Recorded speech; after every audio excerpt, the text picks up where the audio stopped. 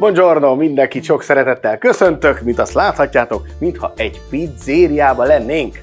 Ennek a célja az, hogy megtanítsak mindenkit egy még finomabb, még jobb pizza tésztára. Illetve, hogy mindenki tudjon otthon olyan pizzákat készíteni, ami tényleg minőségileg a legfelső szintet jelenti. Azért is vágtam bele ebbe, mert elkezdtem összegyűjtögetni azokat az alapanyagokat, amiket egyébként én használok itthon, illetve a pizzaautóban, és megpróbálok ebből nektek olyan csomagot összeállítani, amit majd a webshopon keresztül meg is fogtok tudni majd rendelni.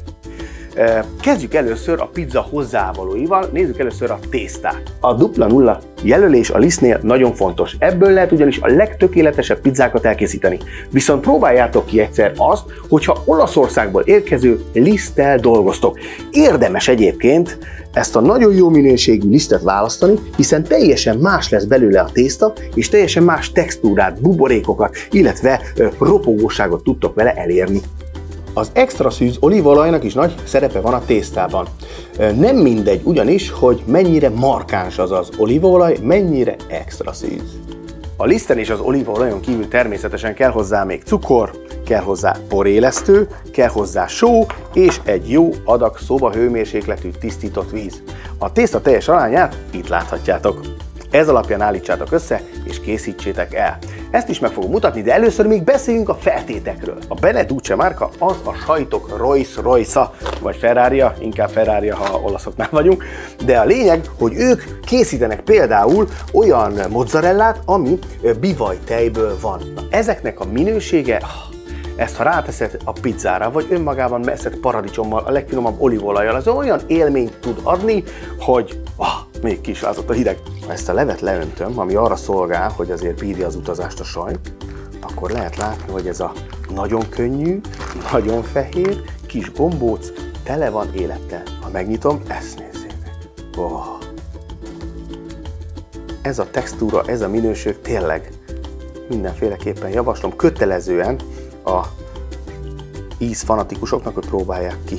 Ennek a mozzarellának van kisebb méretű változata is, de inkább izgalmasabb a füstölt. Ez is finom lében van, így. És nézzétek meg, mit rejt a kis tasak, egy ilyen kis uci gyönyörűséget. Ugyanis egy nagyon finom füstöt is kap maga a sajt, ettől lesz még különlegesebb, még aromásabb. Hát, ezt most nem is fogom törni, hanem inkább vágom. És nem csak egyet, hanem az összeset akkor fölvágom nektek, hogy hogyan is néz ki. Na de kezdjük ezzel a szép, aranyos kis füstölttel.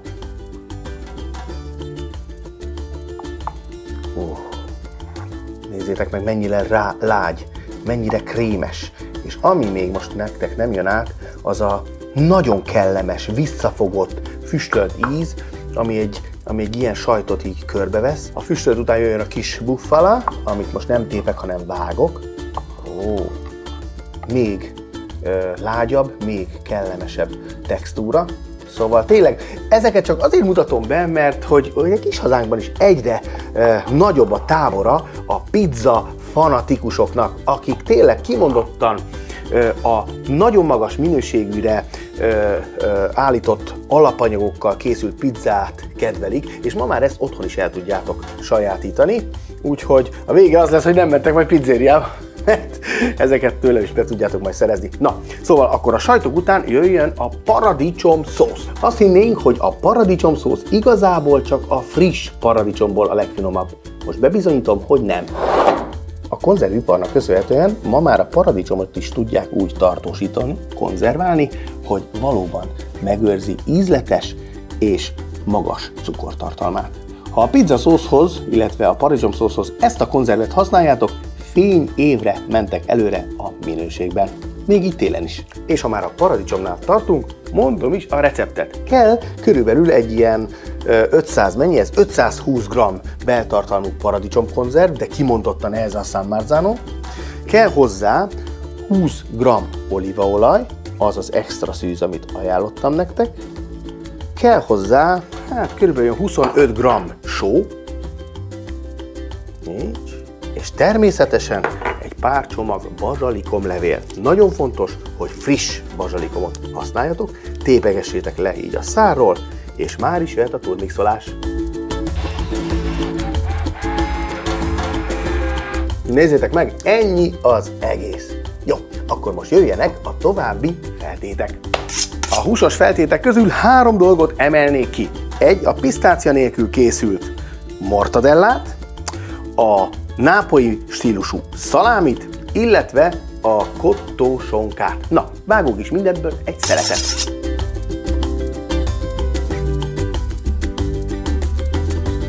A tészta összeállításánál vesszük a szakajtó alsó részét, és ebbe először is beleöntök egy kis vizet. Ez körülbelül egy olyan 5 evőkanálnyi mennyiség. Egyszer. Hozzáadom a cukrot, és a porélesztőt. Na, itt jön egy fontos momentum. Ugyanis ezt az egész elegyet egy ilyen simító lapát segítségével nagyon egyenletes és simára kell keverni a só nélkül. És látjátok, a lapát nagyon jól össze tudja simítani az élesztő apró szemcséit a cukorral, és amikor elolvad az egész, akkor lesz jó maga ez a folyadék. Ez nagyon fontos azért, hogy a megfelelően kifejtse a hatását majd az élesztő. Hozzáadok csak 2 pergetés lisztet, és ezzel hagyom egy picikét állni. Amíg egy kicsit áll ugye az a löty, addig átszitálom a lisztet. Ennek is nagy szerepe van abban, hogy könnyű legyen a tészta, és hogy szoba hőmérsékletű legyen a liszt. Így. A sót, tudjátok, még mindig nem adtam hozzá, azt is elkészítem az olívaolajjal együtt. És akkor most jön az összeállítás. Először veszem ezt a kis levet, összekavarom, így, és hozzáöntöm a liszthez.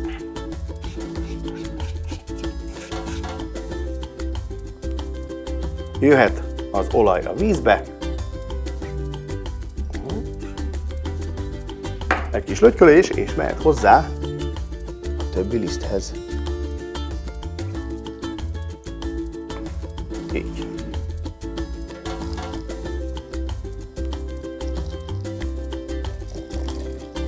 Jöhet a só, és az elkeverés. Először még ne kézzel, hanem lapáttal. Na, össze is állt, ilyenkor kiborítom, és jöhet a kézi munka. Ez az.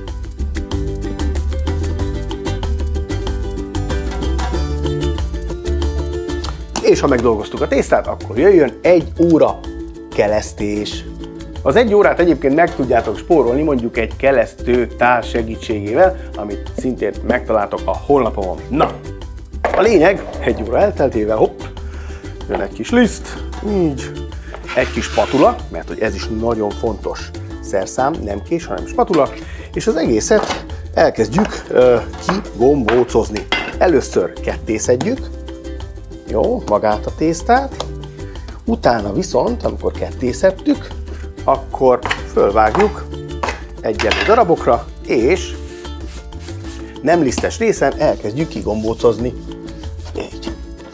Hát ebbe majd bele fogtok tanulni. A lényeg az, hogy a tenyér belső részét kell használni ehhez, és szépen elkezditek kigombócozni így. Ha megvan a gombócozás, akkor jöhet a tepsi. Olyan edényt választhatok, aminek a tetejét le tudjátok fedni, vagy be tudjátok fóliázni úgy, hogy nem ér hozzá a kis gombócaitokhoz. A lényeg még az is, hogy ne rakjátok nagyon sűrűn őket, hanem hogy legyen idejük megkelni, és hogy ez ne okozzon problémát, tehát ne tudjanak összeérni, nagyon ne tudjanak egymásra kelni. Az így becsomagolt tésztán aztán hűtőbe tesszük, és 8-12 órára ott tartjuk 0 és 4 fok között. Lehet 8, de a 12 óra az a legjobb. Ha ez megtörtént, akkor kivesszük a hűtőből, és még 2-3 órát szoba hőmérsékletre helyezzük. Ha az idő eltelt, vagy az idők, akkor így fog kinézni nektek is a tészta. Hát jó, mondjuk kicsit egybekeltek, de most nem volt itthon nekem csak ez a méretű edény, ha minél nagyobbba teszitek, annál több tésztabuci belefér, és annál többet tudtok majd aztán egyszer elkészíteni. Igen, ez a hosszú érlelési idő, ez nagyon fontos, mert akkor alakul ki a tésztában az a váz, ami aztán olyan ropogósá és könnyűvé teszi majd a sütés utáni pizzatésztát. Begyűjtjük a kemencét és fölhevítjük. Ez mondjuk egy gázfűtéses verzió, de van már villanyban is. Ha nincs pizzakemencénk, akkor még lehet olyan sütőnk, ami szintén alkalmas arra, hogy elkészítsük rajta a pizzát, hiszen vannak olyan sütők, amik tudnak hasonló hőfokot még ilyen kis térben is. A pizzakemencén kívül még egy fontos eszközre szükségetek lesz. Az a lapát, a pizzalapát, ami van ugye ilyen perforált, lukacsos, vagy éppen tömörfa. Hát ez az olcsóbb, ez a drágább, de a lényeg, hogy az igazi az, ami ki van lukasztva, hogy miért? Mert átmegy a lukakon a felesleges liszt. Így nem teszitek be a kemencébe, és nem fog szénné égni. Jó! De természetesen ahhoz, hogy kinyújtsuk a tésztát, még szükségünk van egy kis szemolára is, amit szintén csomagolok majd nektek. Jó! Egy kis szemola, és akkor jönnek a kis bucik, a kemence már sül. Mennyi is a hőfok? Most már alakul, most van benne 350, 400-ig azért még fölküldöm. Egyszerű a kivétel, fogjátok a szemolát egy kicsit így, megszórjátok vele, és akkor a spatula segítségével megpróbáljátok őket elválasztani egymástól, de természetesen csak egy kis időre. Így. Kiemelitek, alányultok, és mehet így, ide. Kicsit megpofozgatjátok, hogy ilyen kerek legyen, egy kis aranyos. Egyébként pizzát készíteni erre rá lehet kattani, és főleg, hogyha így össze van válogatva minden hozzá, és mindenből a legjobb minőség, akkor ilyen lesz a végeredmény, még ha bénáztok, akkor is. Úgyis egy pizza, hát lehet szép kerek, hogyha az ember versenyre készül, de lehet egyébként olyan formája is, amire éppen sikerül. A lényeg, hogy a nyújtással, illetve a kinyújtásával, hogyha minél többet fogtok foglalkozni, annál könnyebben fog menni. De mutatom a tutit. Először is belisztezitek egy kicsit a kezeteket, majd a külső, illetve a belső ujjbegyekkel elkezditek szépen kinyújtani a tésztát úgy, hogy legyen egy kis széle. Látjátok, ilyen kerek, ha ilyen buborékok jönnek, az természetes, mivel nagyon jó a liszt minősége, és nagyon jól be van érlelve. Látjátok? Nézzétek meg! Műjön kis buci. Szeretitek, hogyha a buci a széle? Akkor hagyjátok így. Majd egy idő után nektek is el fog állni a kis ujjatok, és könnyebben fogtok ti is nyújtani. A lényeg, hogyha ez megvan, akkor most azoknak mutatom, akik éppen tanulnak, vagy tanulják, akkor igazából meg kell próbálni úgy kinyújtani, hogy alá teszitek a kezeteket, jó? Talán ez elsőre még egy jobb mozdulat. De a lényeg, hogy bánhattok vele egyébként nagyon durván is idézőjelben, mert hogy jól tud nyúlni a tészta. Látjátok, pap, nyúlik. A lényeg, hogyha már csak egy ilyen technikával is ki tudjátok nyújtani, az már fél siker. Nézzétek meg, direkt nem csináltam olyan szépre, hogy megjönjön az önbizalmatok. Erre már csak a paradicsomszósz kell, a bazsalikom, az olívaolaj, a sajt, és mehet a sütőbe.